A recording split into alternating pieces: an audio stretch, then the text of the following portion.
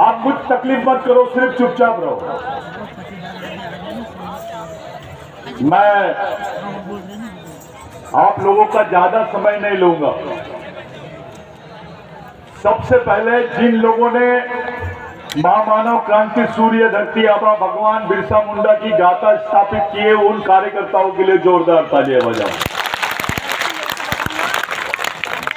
और इतनी बड़ी संख्या में हमारी मां बहनें हैं, युवा है और समाज के कुछ नेता भी यहाँ पर मौजूद है। बाला बच्चन दादा, डॉक्टर हीरा अलावा, यादव दादा, लक्ष्मण सेनानी और हमारे मंडलोई दादा, ऐसे और भी लोग हमारे बीच में बुजुर्ग है, गजानन दादा, बाकी ये जो लोग बैठे हैं ये सब समझदार लोग हैं।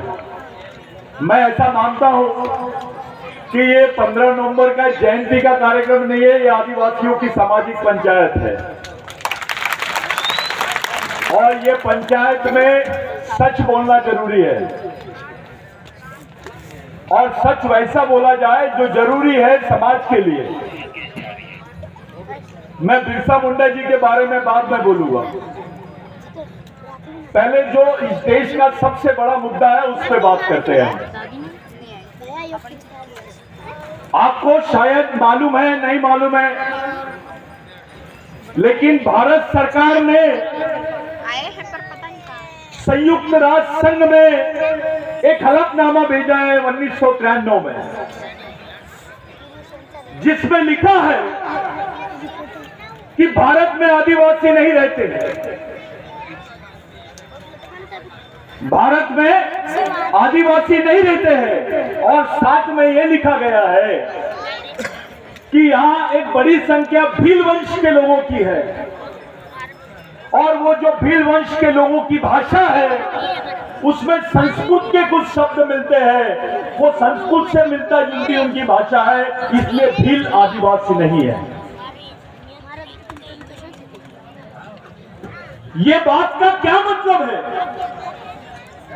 एक तरफ भारत सरकार बोलती है कि भारत में आदिवासी नहीं रहते हैं और दूसरे तरफ ये बोला जाता है कि जो भील वंश के लोग हैं ये आदिवासी नहीं है।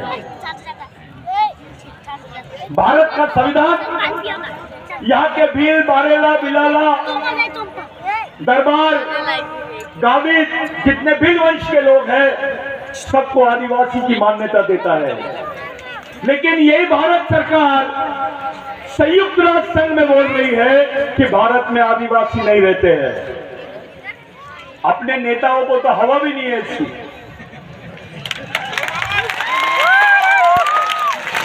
ये कौम ही नहीं रहेगी तो तुम क्या कर लोगे? किसके लिए इलेक्शन लड़ोगे? जब ये कौम का अस्तित्व ही खत्म हो जाएगा, अपने आने वाली पीढ़ी का ही अस्तित्व खत्म हो जाएगा तो क्या बोलेंगे आप?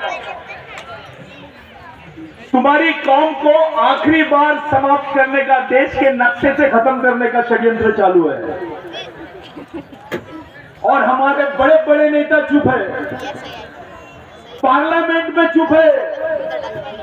खुलेआम देश का प्रधानमंत्री आदिवासियों को जनजाति बोल रहा है, खुलेआम।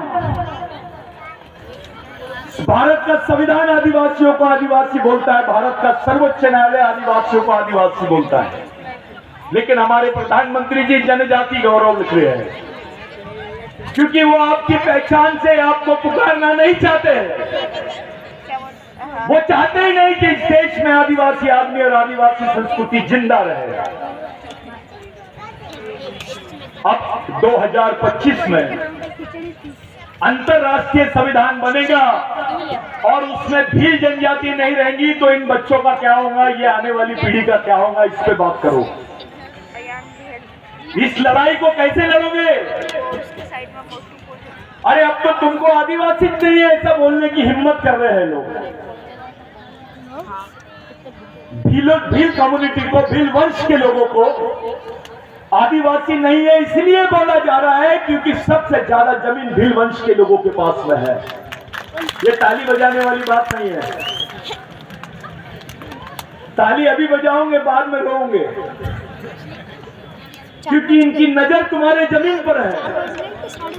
जब तक कि तुम आदिवासी हो, तुम्हारी माँ बहनें सुरक्षित है, तुम्हारा आरक्षण सुरक्षित है, तुम्हारे पद प्रतिष्ठा सुरक्षित है, तुम्हारी नौकरी सुरक्षित है, तुम्हारे बदन पे कपड़े हैं, पेट में रोटी है, पास में जमीन है।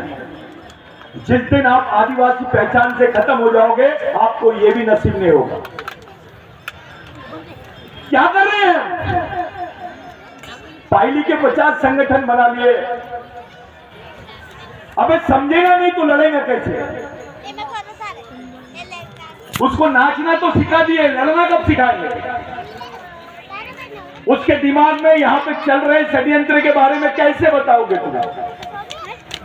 जितनी पब्लिक यहाँ पर बैठी है ना, इतने तो लोग आरएसएस में आदिवासियों के काम कर रहे हैं। समाज आदिवासियों का, लेकिन उसके दिमाग में सोच आरएसएस की।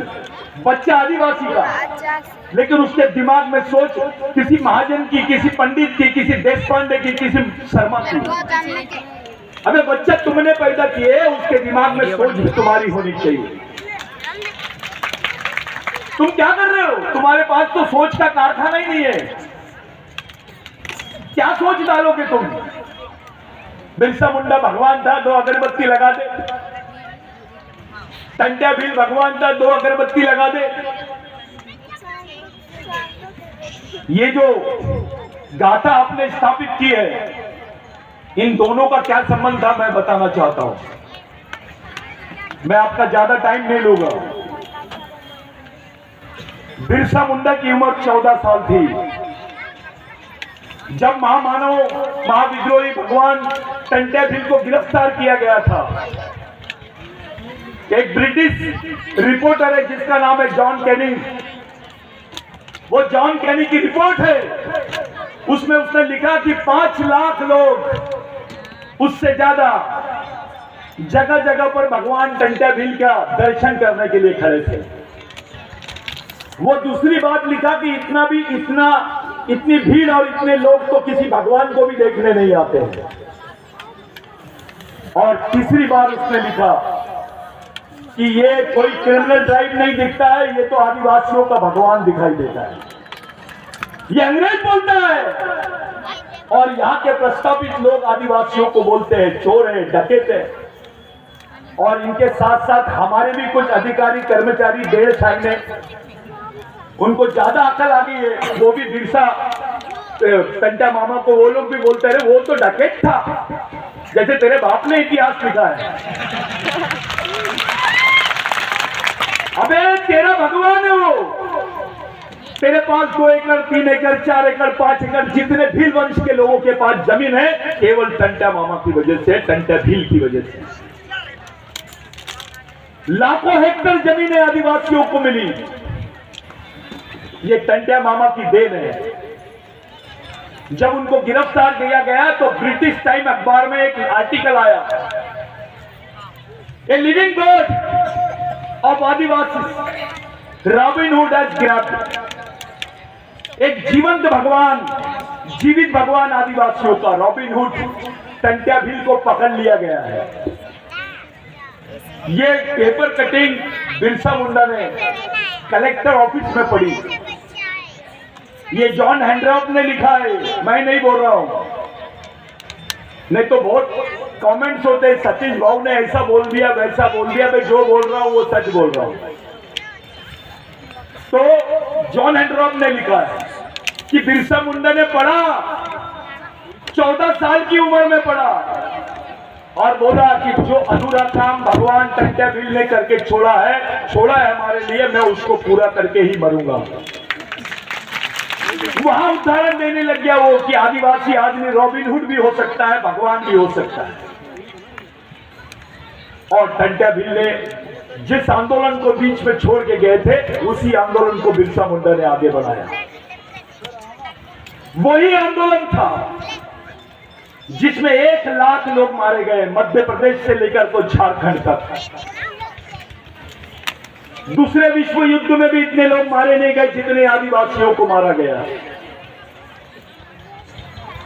उसी आंदोलन की वजह से तुम्हारे बीच में एक कानून आया, जो ब्रिटेन में बनाया गया, सरकार घबरा गई थी, यहाँ के जमींदार घबरा गए थे, यहाँ के उच्च वर्णीय लोग घबरा गए थे।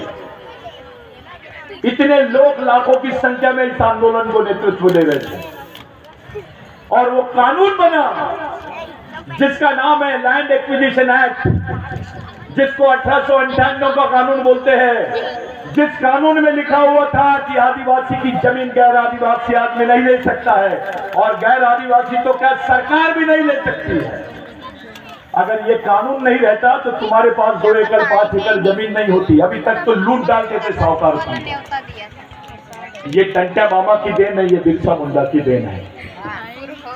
भाइयों, इनके आंदोलन की वजह से पेशवाओं ने तो भील कम्युनिटी को, महादेव कोड़ियों को, गोंड को, गोरखुओं को क्रिमिनल ट्राइब बोला। गुनेगारी जमात, पैदा ही हुआ आदमी तो उसका बच्चा गुनेगार हो जाता था। एक भील आदमी को जब शहर में देखा जाता था और उसको मार भी दिए तो दूसरे आदमी पे एक्शन नहीं होती थी, एफआईआर नहीं होता था, क्योंकि वो क्रिमिनल ट्राइब था। आज भी टंटा मामा का नाम क्रिमिनल ट्राइबल लिस्ट में है, भारत के शहीदों की लिस्ट में नहीं है। ये सच्चाई है। ऐसा कानून किसी कौम के खिलाफ में नहीं बना जो आदिवासियों के खिलाफ में बना है, और यही तैयारी चालू है। अब तो ये साफ भाषा में बोलते हैं कि भारत में आदिवासी नहीं है और भील वंश के लोग तो आदिवासी नहीं है। 75 साल हो गए भारतीय संविधान को बन के। 75 साल में हमारा समाज केवल 2% विकसित हुआ है। 98% आदिवासी समाज आज भी गरीबी रेखा के नीचे जी रहा है। 78 साल के बाद, राष्ट्रीय संविधान के बाद अब अंतरराष्ट्रीय संविधान बनने जा रहा है। मेरा आप लोगों से सवाल है, अगर वहां भील कम्युनिटी का, भील वंश के लोगों का उल्लेख नहीं रहेगा तो तुम्हारा क्या होगा ये बताइए। ये लड़ाई को कैसे लड़ोगे तुम? तुम्हारे बच्चों को कैसे बचाओगे? तुम्हारी आने वाली पीढ़ी को कैसे बचाओगे? इसके लिए कोई नेता की जरूरत नहीं है। इसके लिए अगर तुम्हारे को कोई चीज काम आएगी तो यही शहीदों का आंदोलन काम आएगा, इन्हीं की विचारधारा काम आएगी, इन्हीं का मिशन काम आएगा। आपके पास कुछ नहीं है, केवल जमीन थी तो 5, किसी का 10 एकड़ थी तो 2 बेटे 5 एकड़, उनके 2 बेटे, ऐसे बढ़ गई जमीन। अब नौकरियां भी नहीं रहेगी तुम्हारे पास। ये जो दिख रहा है हमारे लोगों को देखा जा रहा है, बड़ी संख्या में लोग दिख रहे हैं। उनकी नजर में क्या है मालूम है? ये सबसे बड़े मजदूरों की मंडी बोलते हैं। वो आदिवासी क्षेत्रों को मंडी बोलते हैं। मध्य प्रदेश का हर एक आदिवासी के बाद दूसरा आदिवासी मजदूर है। मजदूर है वो, कर्मचारी नहीं है, अधिकारी नहीं है। हर एक दूसरा आदमी आदिवासी जो है वो मजदूर है, उसके खाने के लाले है। गवर्नमेंट का रिसर्च है 8 रुपए 80 पैसे एक आदिवासी आदमी रोज कमा रहा है। अबे 8 रुपए 80 पैसे कमाने वाला आदमी जिंदा कैसे रहेगा, इस पर बात करो। हमारा नेता पार्टी की बात करता है, संगठन की बात करता है, अबे समाज की कब करोगे तुम? इतनी बड़ी तकलीफ आ गई है हमारे सामने।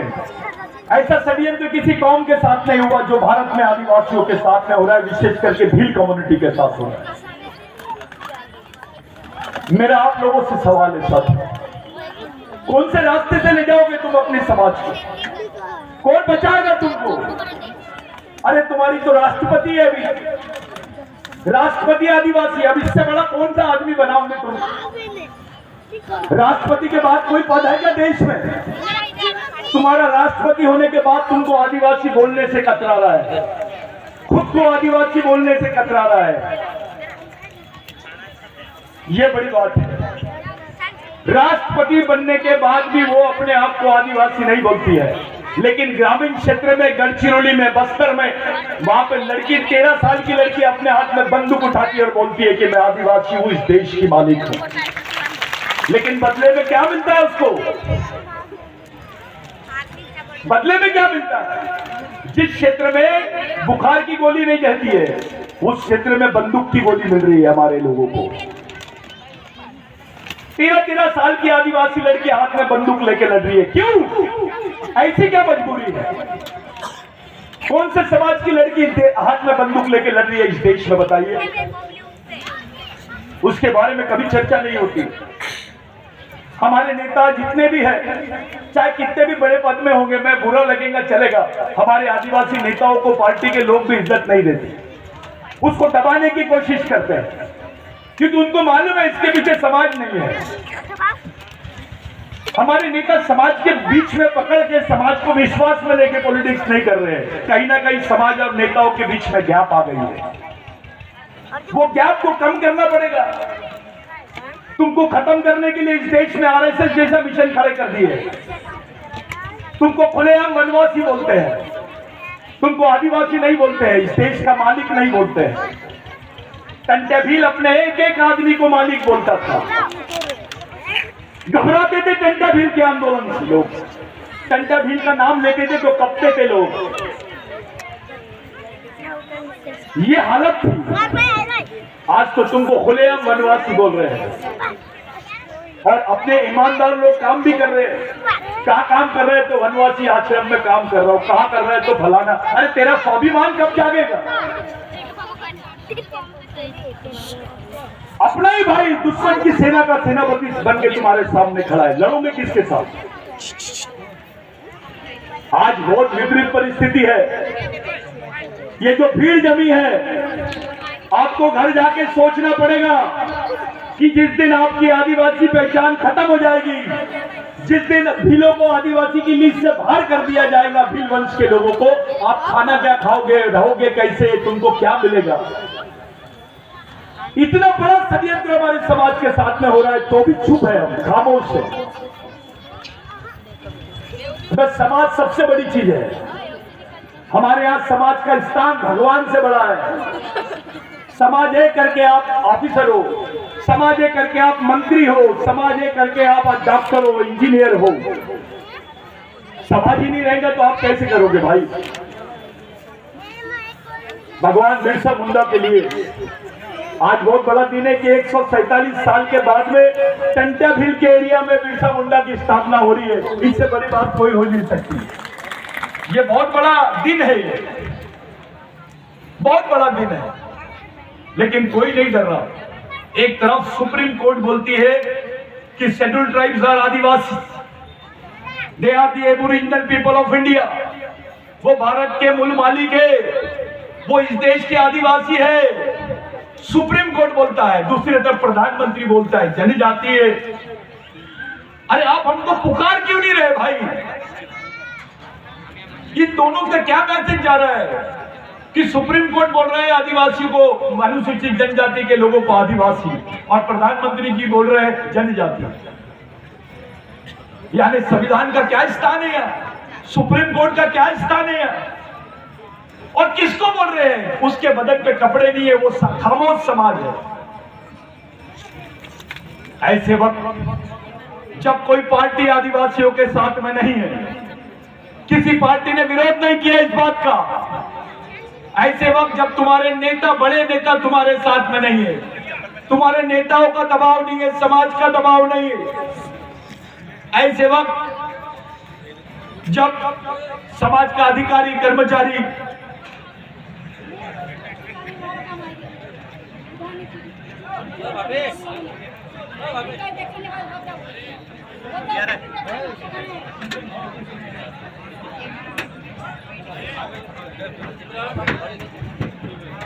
मेरे को कंटिन्यू बोल रहे हैं कि अम्मा को,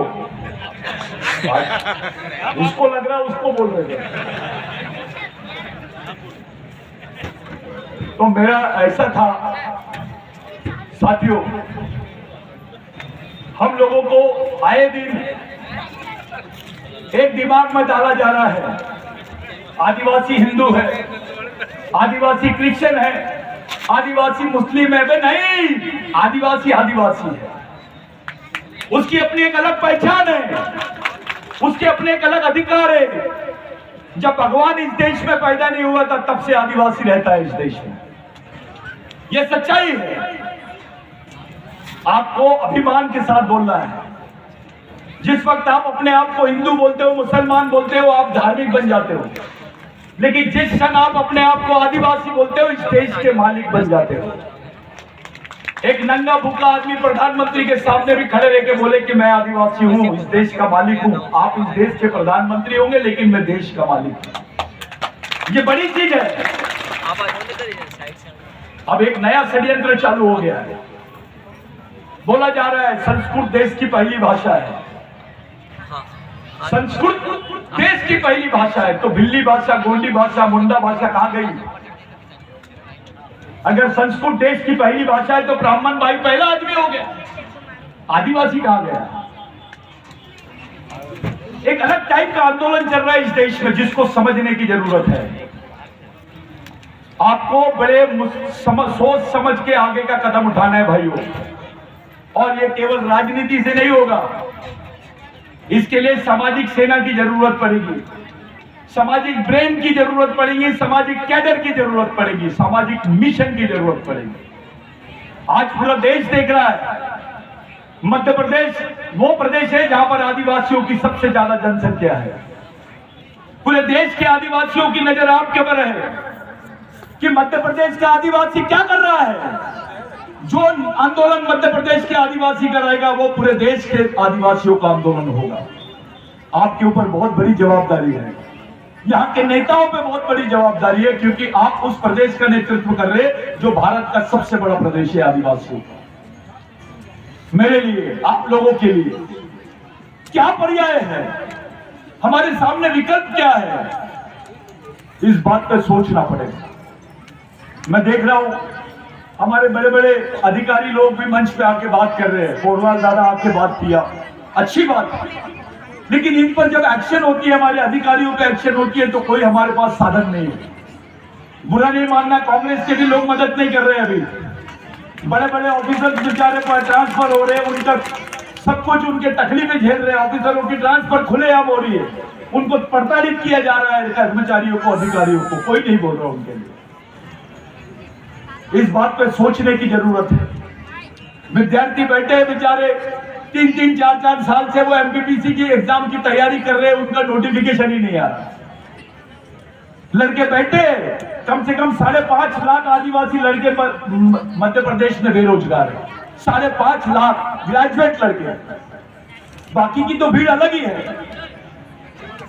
आपके पास काम नहीं है, आपके पास आरक्षण नहीं रहेगा, आपके पास जमीन नहीं रहेगी, आप करोगे क्या? यहां से मध्य प्रदेश का आदमी नागपुर में, उधर आंध्र प्रदेश में, हैदराबाद में, मुंबई में, पुणे में गड्ढे खोदने जाता है। सबसे ज्यादा गड्ढे खोदने का काम आदिवासी करते हैं, चाहे गोंड हो, भील हो, कोरकू हो, सहारिया हो, ये सभी वही काम करते हैं। अब तो गड्ढे खोदने की भी मशीन आ गई है, वो भी काम तुम्हारे हाथ में नहीं है।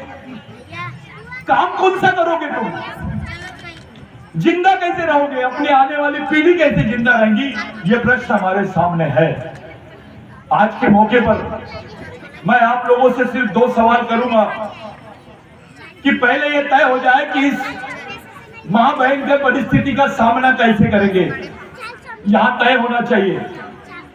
और दूसरा, इसका सामना करने के लिए कैसा ब्रेन होना, या तो तुम्हारी कौम का आदमी, तुम्हारा ही पढ़ा लिखा आदमी तुम्हारे को आगे समझाता है, रे जनजाति बोलना रे, वनवासी है ना रे। अबे टंटे मामा बेवकूफ था क्या? तू तो टंटे मामा का भी बाप हो गया, बिरसा मुंडा का भी बाप हो गया, तू तो सुप्रीम कोर्ट का भी बाप हो गया। अपनी कौम के लिए खुद को आदिवासी बोलने से डरता क्यों है? इस देश का मालिक बोलने से डरता क्यों है? क्या बात है भाई? ये कॉन्स्टिट्यूशनल एब्रोवेशन है। आदिवासियों को सुप्रीम कोर्ट ने बोला है, अभी भी नहीं मानते। भगवान राम यहाँ पैदा हुए थे, ऐसा जजमेंट अगर सुप्रीम कोर्ट देता है तो देश मान लेता है, सरकार मान लेती है, वहां पे मंदिर बन जाता है। लेकिन 2010-11 में आदिवासी इस देश के मालिक है, ऐसा सुप्रीम कोर्ट बोलता है, बावजूद उसके संयुक्त राष्ट्र संघ में भारत सरकार नहीं बोलती है कि भारत में आदिवासी रहते हैं। आप आदिवासी हो ये मानने के लिए कोई तैयार नहीं है, सुप्रीम कोर्ट के बोलने के बावजूद। आप कौन सा कोर्ट में जाओगे? आप इस देश में सुप्रीम कोर्ट से बड़ा कोई कोर्ट है क्या? आप कौन से कोर्ट में लड़ाई लड़ोगे बताइए? हमारे नेता पार्लियामेंट में जाओ, उनसे पूछने, अरे मेरे को पार्टी प्रमुख से पूछना पड़ेगा। अबे तो समाज से वोट मांगते वक्त पार्टी प्रमुख से पूछ के आया था क्या? काय का पार्टी प्रमुख? है इस देश में जो भी पार्टी खड़ी है वो आदिवासियों के भले से खड़ी। हमको डराते हैं, आपको डराया जाता है कि आपकी जनसंख्या कम है। ये फार्मूला सभी नेता लोग अपनाते हैं आदिवासियों को दबाने के लिए। आपको बोलते हैं आप तो 7.5% है। अरे हमारी जनसंख्या मध्य प्रदेश में 35% है, दे रहे क्या 35% आरक्षण? कोई बात नहीं करेगा।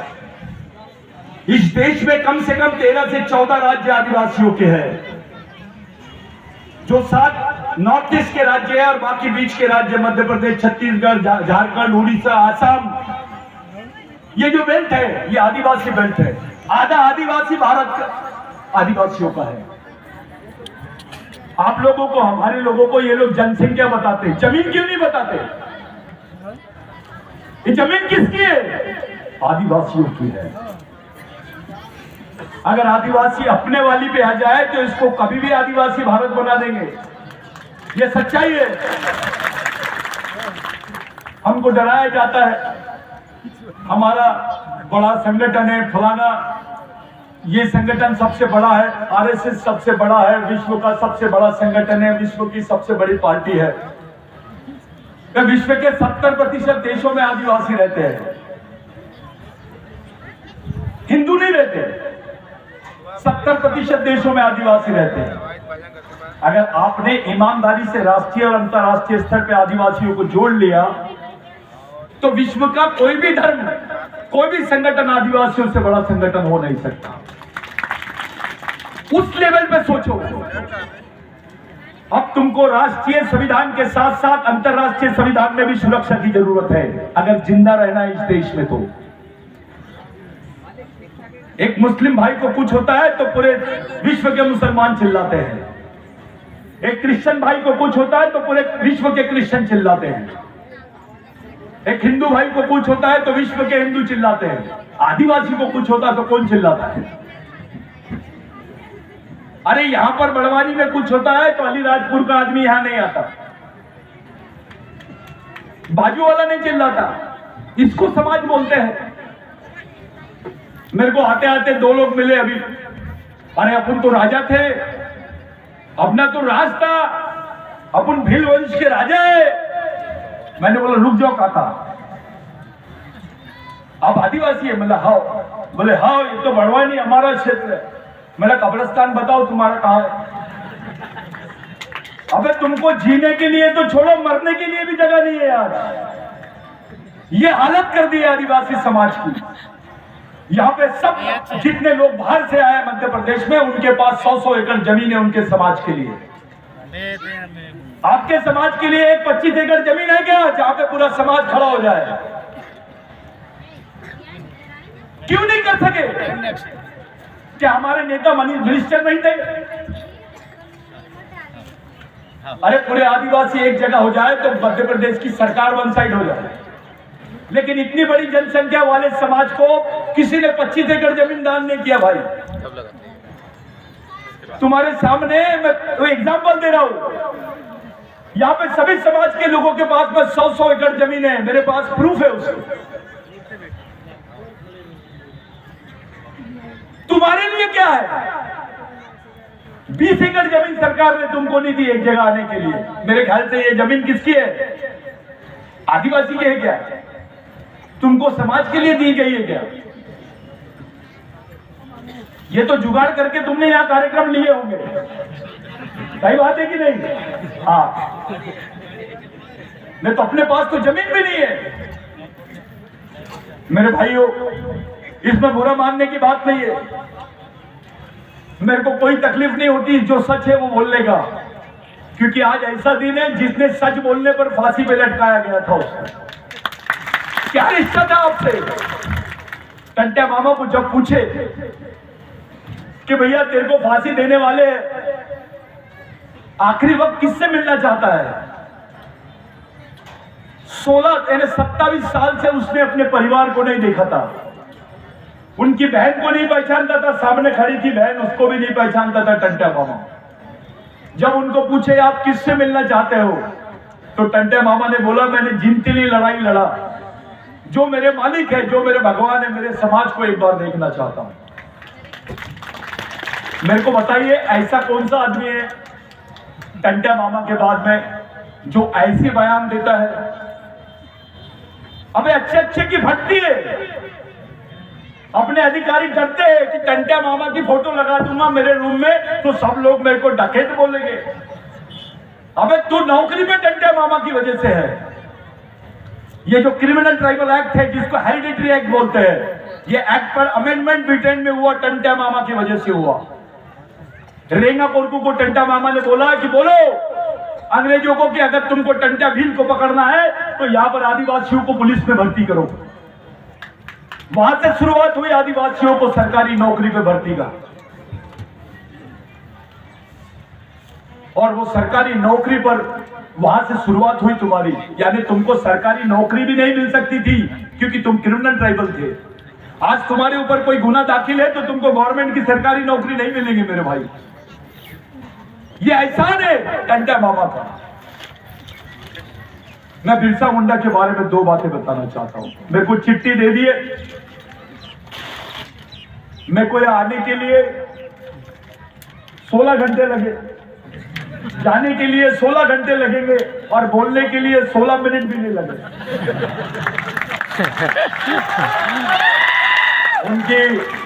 उनकी गलती नहीं है, वो लोग बिल्कुल सही जा रहे हैं। कम शब्दों में ज्यादा बात करो बोल रहे हो, ज्यादा बड़बड़ मत करो। और मैं उनकी बात को समझ गया हूं, उनकी भावनाओं को समझ गया हूं। मैं सिर्फ 2 ही बात बोलूंगा। टंट्या भील के बारे में मैं बताया आपको, लेकिन बिरसा मुंडा के बारे में बताना चाहता हूं। 25 साल की उम्र, मुझ की कौम नहीं फुटती है। उस उम्र में वो तुम्हारी कौम के लिए लड़ रहा था, उस उम्र में हमारे समाज के लिए, देश के लिए लड़ रहा था। देश में ऐसे स्वतंत्र सेनानी का नाम बताओ जो 25 साल में देश की स्वतंत्रता के लड़ रहा था। इतनी बड़ी लड़ाई है।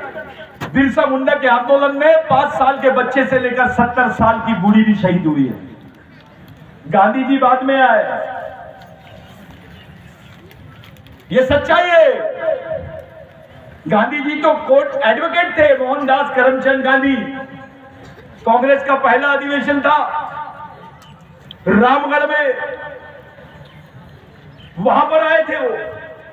ऐसे बहुत बड़ा मंच था, इतने सारे लोग थे और बोर्ड लगा हुआ था, महामानव, क्रांति सूर्य, धरती आभा, भगवान बिरसा मुंडा। गांधी जी बिल्कुल देख लिए और बोले एक आदिवासी को बुला के कि ये कितने लोगों के नाम है।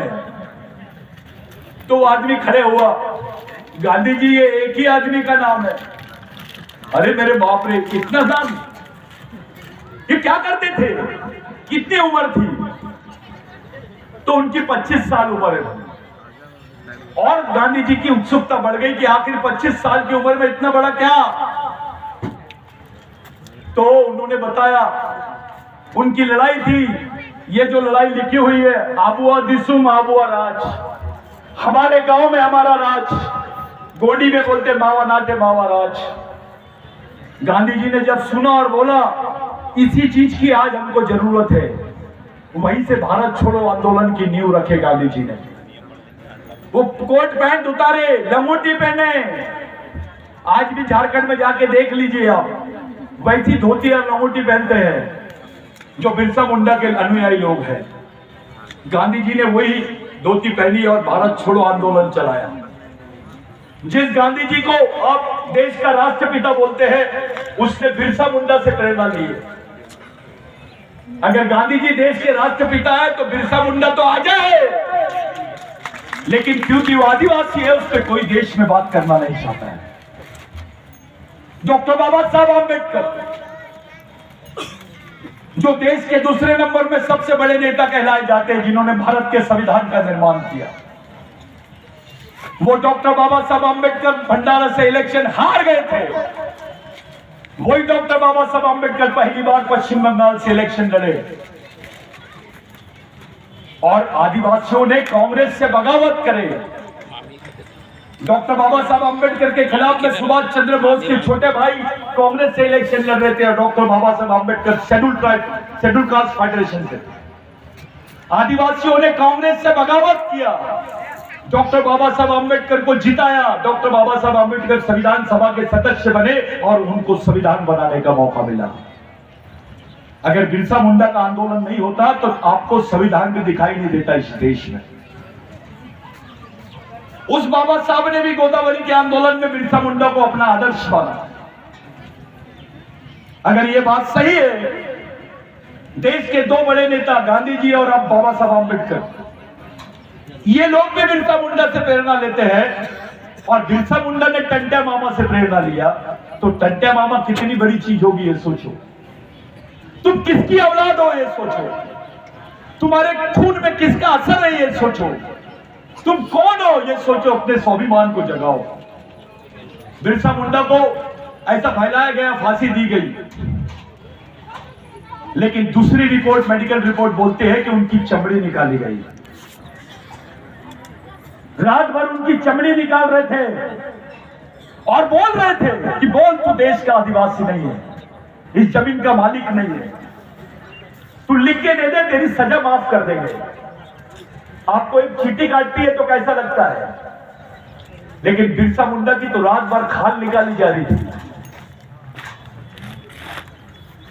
फिर भी मर गया बिरसा मुंडा, हमारे लिए मर गया, लेकिन आखिरी तक बोलते रहा मैं आदिवासी था, आदिवासी हूं और आदिवासी ही रहूंगा। मैं इस कौम के लिए जितने बार पैदा होगा उतनी बार अपनी कौम के लिए लड़ूंगा, यहाँ के गरीबों के लिए लड़ूंगा, यहाँ के मजदूरों के लिए लड़ूंगा। अबे ऐसी लड़ाई तो देश में किसी क्रांतिकारी ने नहीं लड़ा। टंट्या मामा जैसे तो कोई क्रांतिकारी हुआ ही नहीं जिसने सशस्त्र संघर्ष 16 साल तक किया, क्योंकि ये आदिवासी थे। 142 साल लग गए आदिवासियों के इतिहास को यहां तक पहुंचने के लिए। बिरसा मुंडा को 147 साल लग गए अपने समाज में आने के लिए। माधुरी दीक्षित तो 2 मिनट में पहुंच जाती है, तेंदुलकर तो 2 मिनट में पहुंच जाती है। तेंदुलकर सेंचुरी मारा तो टीवी में आता, पेपर में आता, प्रधानमंत्री के घुटने में दर्द आ गया तो पेपर में आता। आज पूरे लीडिंग न्यूज़पेपर देख लो आप, सिर्फ इनकी ऐड आई, लेकिन किसी भी न्यूज चैनल में, किसी भी न्यूज़पेपर में बिरसा मुंडा और टंट्या मामा के बारे में उल्लेख नहीं आया, कोई आर्टिकल नहीं आया। क्यों? कोई दखल ही नहीं लेता आदिवासियों की। तुमको सब्स्टिट्यूट ह्यूमन समझ रहे हैं, पर्याय मानो। किसी को खून होना तो आदिवासी का ले ले, किसी को किडनी होना तो आदिवासी की ले ले, किसी को जमीन होना तो आदिवासी की ले ले, किसी को बेटी होना तो आदिवासी की ले ले। हमारी बच्चियों को बेचा जा रहा है। अबे बकरा बिकता है 1 लाख में, आदिवासी लड़कियों की कीमत 18,000 रुपए लगाई जाती है, जानवरों से भी कम। साला गाय का मटन आदिवासी के पास मिल गया तो बजरंग दल के लोगों ने उसको मार डाला। यही सिवनी में मध्य प्रदेश है, गाय का मटन मिला सिर्फ थैली में तो मार डाला गया। यानी गाय से इतना प्यार, और आदिवासी महिलाएं मर रही है रोज, उसका क्या?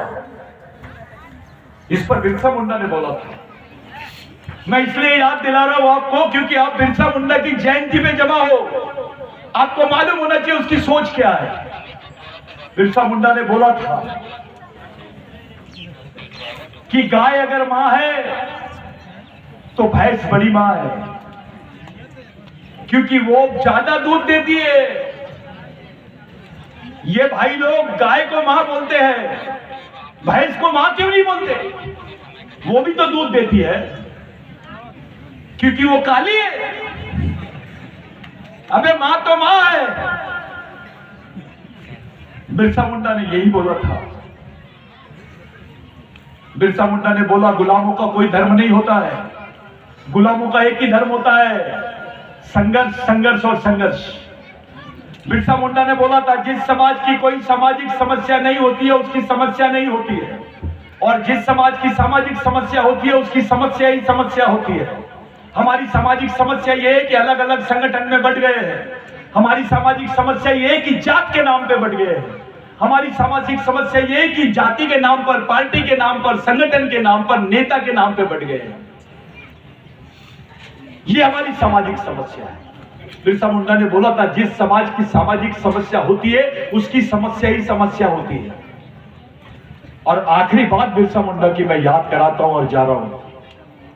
बिरसा मुंडा ने बोला था, भाई कि तुम आर्थिक रूप से गरीब रहो चलेगा, लेकिन विचारों से, दिमाग से गरीब नहीं रहना चाहिए। जो विचारों से गरीब रहता है वो गुलाम पैदा होता है और गुलाम ही मर जाता है। इस देश में सभी धर्मों का आदर करता है आदिवासी, सभी को लेके चलता है आदिवासी, लेकिन आज ऐसा समय है कोई आदिवासियों के साथ में खड़ा नहीं है। आप अकेले हो और ये बोला जा रहा है कि भारत में आदिवासी नहीं रहते। खुलेआम भिल वंश के लोग आदिवासी नहीं है, संयुक्त राष्ट्र संघ में बोल रहे हैं। ये लड़ाई कैसे लड़ोगे, ये प्रश्न है। इस पर जिस के पास में हल है वो आओ, समाज का नेतृत्व करो, खुलेआम पूरे देश में। मैं ये संगठन का नेता हूं, मैं वो संगठन का नेता हूं, तू इधर आ, मैं तेरे को इंटरनेशनल नेता बनाता हूं। समाज के लिए तो कुछ करो। वहां हिंदू बोलते हैं ब्राह्मणों की क्या हालत है। जो बेचारा कताबाज के कुछ कर लेता था, आज वो बियर बार के सामने चौकीदारी कर रहा है। क्या हालत है। जितने वो शौचालय रहते हैं, वो शौचालय का कॉन्ट्रैक्ट ब्राह्मणों के पास में है। आज वो वाला काम कर रहे हैं क्योंकि रोजी रोटी की बात है। आपको तो वो भी काम नहीं मिलेगा। क्या करोगे तुम। इनकी नजर तुम्हारी जमीन पर है, तुम्हारी पहचान पर है। वो जानते हैं कि आदिवासियों में सबसे लड़ाकू कौम भील है, इसलिए पहले भील को ही लिस्ट से गायब करो, टीम के कैप्टन को ही खत्म करो, टीम आउट हो जाएगी। आप लोग अपने बाल बच्चों के बारे में सोचो। ये लड़के हैं, मैं आपको बता रहा हूं, कैडराइज बनो, सोचना शुरू करो, दिमाग से गरीब मत रहो। आर्थिक रूप से गरीब रहेंगे चलेगा, तुम्हारी तो हार जो हुई है अपने समाज की वो दिमाग से हुई है। उस लड़ाई को जीतने के लिए दिमाग तैयार करो, विचार तैयार करो, अपने ब्रेन को खुला रखो, अपने समाज का मिशन बनाओ, बिरसा का मिशन बनाओ, टंटा भील का मिशन बनाओ, बाबूराव शर्मा का, राघोजी भांगरे का मिशन बनाओ। इस देश में सबसे ज्यादा चुनौती अपने ही समाज के सामने है, अपनी कौम के सामने है। सबसे ज्यादा दुखी कौन, तो आदिवासी। सबसे ज्यादा जेल में कौन, तो आदिवासी। सबसे ज्यादा भूख से कौन मर रहा, तो आदिवासी। सबसे ज्यादा गोलियों से कौन मर रहा, तो आदिवासी। सबसे ज्यादा बेघर कौन, तो आदिवासी। सबसे ज्यादा विस्थापित कौन, तो आदिवासी। सबसे ज्यादा मजदूर कौन, तो आदिवासी। सबसे ज्यादा मजबूर कौन, तो आदिवासी। ये हालत है अपने समाज की। ऐसे समय समाज से गद्दारी नहीं करनी चाहिए। आप समाज के साथ ईमानदारी और समझदारी करो, यही मेरी हाथ जोड़ के आपसे प्रार्थना है। इन लोगों का जो मैंने ज्यादा समय लिया, इनको माफी मांगता हूं। लेकिन जितने ऑफिसर्स बोल के गए, जितने लोग बोलेंगे, एक निष्कर्ष की तरफ चलो। ऐसे तो बैठते नहीं हम, शादी में और मैयत में ही मिलते हैं, और ज्यादा ही छुआ तो ऐसे कार्यक्रम में मिलते हैं, उसमें भी आपस में बात नहीं कर सकते।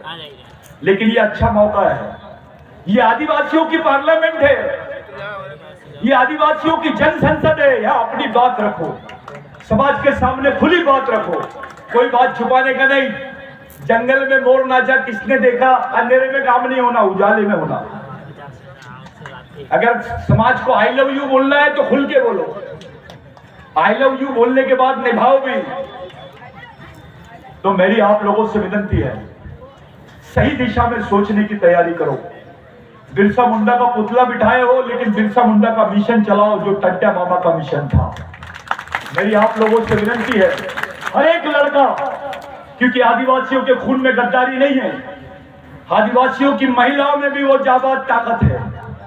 हर एक लड़का, हर एक लड़की, हर एक महिला, हर एक पुरुष मजदूर भी रहेगा तो समाज के सामने सब समान है, लेकिन एक सामाजिक सोच के साथ जिंदा रहो। जियो तो समाज के साथ और मरो तो समाज के साथ, जैसे टंट्या मामा हमारे जितने महापुरुष थे ये लोग किए। मेरी आप लोगों से विनती है, बहुत अच्छी मीटिंग हुई है, बहुत प्यारे लोग यहाँ मौजूद हैं, बड़े बड़े लोग हैं यहाँ। सबसे सीनियर नेता है बाला बच्चन दादा, एक युवा नेता है उसमें डॉक्टर ऐसे मंडलोई दादा है, जादव दादा है, लक्ष्मण सेनानी जैसे लोग हैं। भाई साहब अपन फंस गए, मकड़ी के जाल में फंस गया शेर, शेर को मकड़ी के जाल में फंसा दिए, निकलना कैसा है इसके बारे में सबको मिलकर सोचना पड़ेगा। नहीं तो ऐसा नहीं होना चाहिए तू लड़ में कपड़े संभालता, सब लोगों को लड़ना पड़ेगा, जो हंस रहे हैं उनको भी आना पड़ेगा। केवल नेताओं की तरफ उंगली दिखा के चलेगा नहीं, हम सबको मिलके करना पड़ेगा। आप लोगों से मेरी विनती है, ईमानदारी से समाज का मिशन चलाओ।